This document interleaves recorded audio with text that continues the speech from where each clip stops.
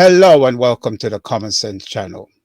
Today's topic is Resisting Psychological Warfare Part 1, the Black Doll, White Doll Experiment.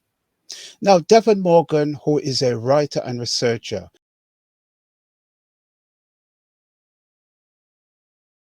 will share some common sense idea on this subject. We will start by looking at a video about this experiment. Is the black doll? And which one is the white doll? That one. Which doll is the pretty doll? Which doll is the nice doll? Which doll is the bad doll? Which doll is the nice doll? And which doll is the bad doll? And why is that doll pretty? Because he's white and he has two eyes. Which doll is the ugly doll? Why is that doll ugly? Because he's black. Which doll looks most like you? Like me. Yeah, which one looks like you? And that one. Okay. That doll. Greetings, Brother Devon. Greetings, Brother Taraka. So what is your view on this experiment? Okay. Firstly, let me explain why it's relevant to common sense. It's relevant because common sense is knowledge and understanding that affects most or all people, or a specific group of people, and therefore it should be common knowledge or common sense among the people it affects. The experiment was first done in the 40s by Doctors Kenneth and Mamie Clark, husband and wife. They concluded that school segregation was one of the reasons for the results that we saw in the video with these children and babies, really.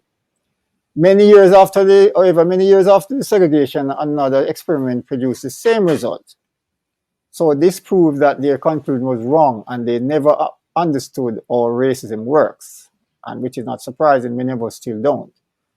Critical thinking or common sense should tell us that the inferiority complex in these children would not only apply to children, but it will also apply to us adults. How would we know this? Well, I can't speak for you, but I will tell you my story in a minute, how it applied to me.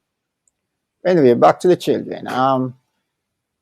Okay, since they were not interacting with white children and teachers during segregation, who would be telling them all this negative stuff about being black?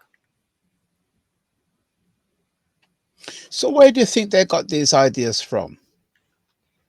Okay, we can reasonably conclude that their parents weren't saying these things to them.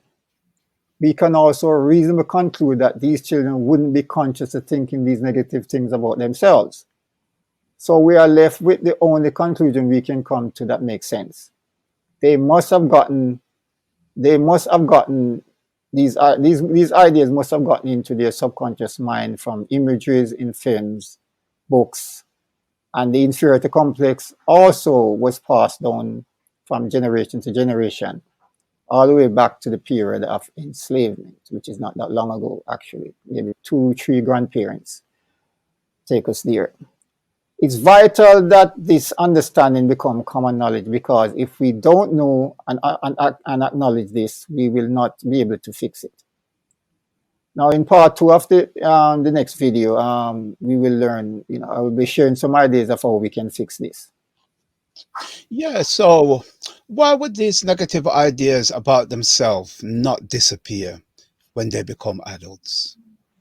Okay, common sense says since an inferiority complex got into the subconscious mind of our children, it would not disappear when they become adults. Negative ideas that get into our subconscious mind will not disappear until we substitute them with positive ideas. That's how the thing works.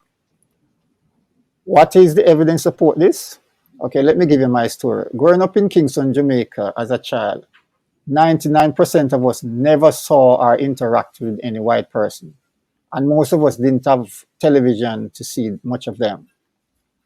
And even if we did it in black and white, so we wouldn't be able to tell the difference anyway. And yet it was common for children to insult each other about everything that defines us as Africans. Your mouth big like, your ear is bad or picky picky, as we used to say. Your black like tar. And I'm sure we're still saying all of this now.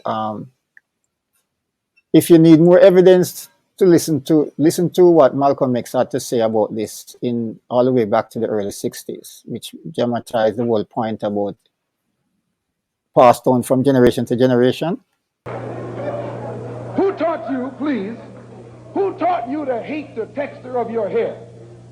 Who taught you to hate the color of your skin to such extent that you bleach to get like the white man? Who taught you to hate the shape of your nose and the shape of your lips? Who taught you to hate yourself from the top of your head to the soles of your feet? Who taught you to hate your own kind? Who taught you to hate the race that you belong to? So much so that you don't want to be around each other. Mhm.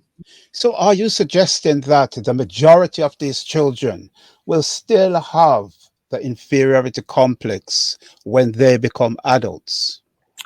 Absolutely. Because would the majority of us, though, acknowledge that we have an inferiority complex to whites? No, we will not. This is simply because we are not aware of it. Just as though the children would not, the children we saw in that video, that experiment, would not be aware of it because it got into their subconscious mind. But I used to have it. Question is, how did I become aware that I had it? Okay, so I was fortunate. Many years ago, I joined the PACM, the Pan-African Congress Movement. During orientation, I was asked two questions that revolutionized my mind and thinking. These questions started the process that emancipated me from mental slavery. None but ourselves can free our minds. The first question, do black people have thick lips? I said yes. The second question transformed me. The question was compared to who? A light bulb went off. I suddenly realized I was using white people as the standard to judge beauty or good looks. So, by this, are you suggesting that we play an unconscious role in our psychological oppression? Yes, we are. But as you say, it's unconscious. We're not doing this deliberately. We do play a role in our oppression. Let's say one of the basic goals of racism is for us not to succeed as a race or group of people. Has this been working? Yes, because we used to be the dominant people on this planet and we civilized the world. But now, in Europe and America, we are at the bottom of the social and economic ladder. Even in black countries, we do not control the major businesses that supplies us with goods and services. The list of our attitudes that contribute to this is not a suggestion that we are deliberately choosing to not succeed or be dominated. But it's an escape. The fact that we live in a black dominated country and we still not thriving suggests something subconscious is going on, because we don't have the excuse of racism the way people live in Britain can say, oh, that's why we're not climbing the ladder, right? So we are not conscious of choosing this reality. Therefore, the following list of the ways some of us behave is the result of how our recent history and society have conditioned us to behave, just as though they conditioned the children we saw in that video. I call this self-racism because it is helping the goal of racism, which is to maintain white dominance. Okay. So, should it be obvious that we are not consciously aware of the implications of our actions? Yes, it should be obvious because critical thinking common sense says the children in the black doll, white doll experiment didn't choose to have negative perceptions of themselves. But most importantly, the children saying that a child is bad because their skin is their skin is dark would not be based on their experience. They have no such experience to make to say something like that. Therefore, the idea was planted in their minds. That should be common sense. And the same thing would apply to us adults. Here are some of the effects that the programming of white supremacy can have and has had on us. This is a list of some of our attitudes that we currently hold and behave towards, which guarantees that we will not achieve liberation. I example: we live in a country where we are outnumbered 60-1 or more, and yet for many of us, family is not that important in terms of our activities. So we don't do get together and do business and all of that stuff, or even socialize in many instances. Friendships are not that important, therefore we are not sought and oftentimes not maintained. We're quick to quarrel and fight with each other. There is a lot of disunity in families. Many of us are more likely to believe a white person than a black person. Many of us have an aversion to working as a team, even though we exist in a kind of war zone. That is systemic racism and lynching, which is more applicable to our brothers and sisters in America. Most of us have little interest in our history. We will not inconvenience ourselves to attend lectures or read books. Many of us are uncomfortable talking about racism. This suggests an aversion to being critical of our oppressors, or wanting to forget about it or pretend that it's not happening. I call that burying our heads in the sand.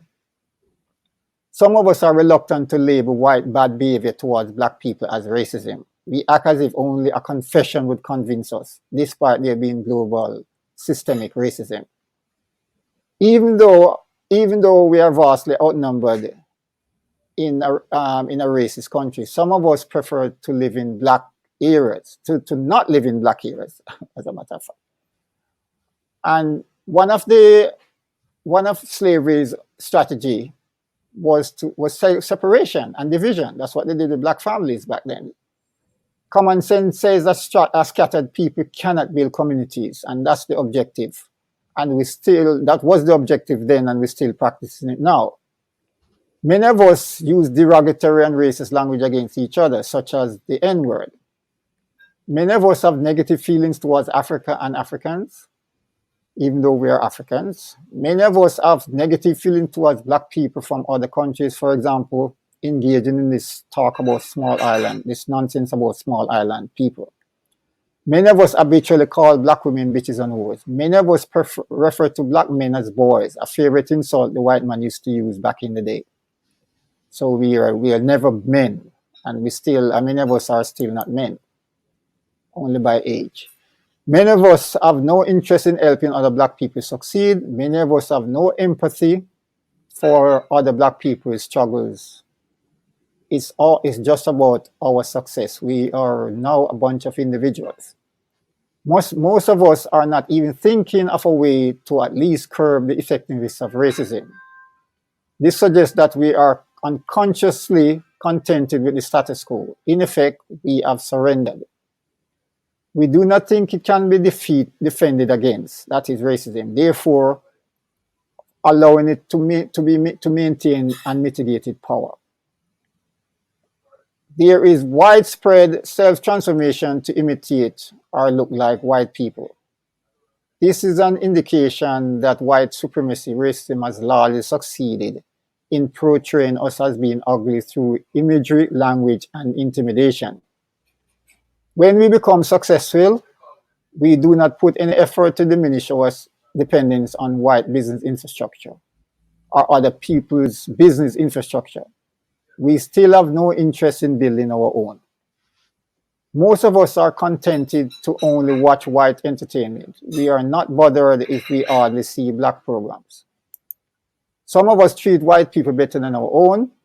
A few of us have publicly forgiven white racists for lynching our siblings or offspring.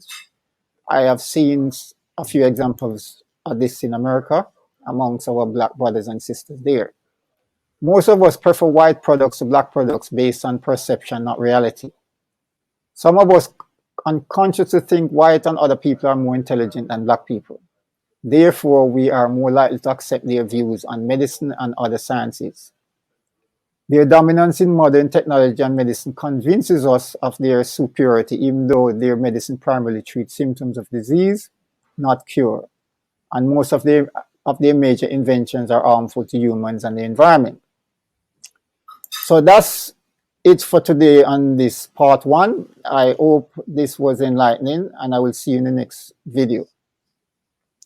Okay, so that's all for now. And remember, part two will have some ideas on how to change this. So please like, subscribe, share, and leave a comment. Do that to help our channel grow.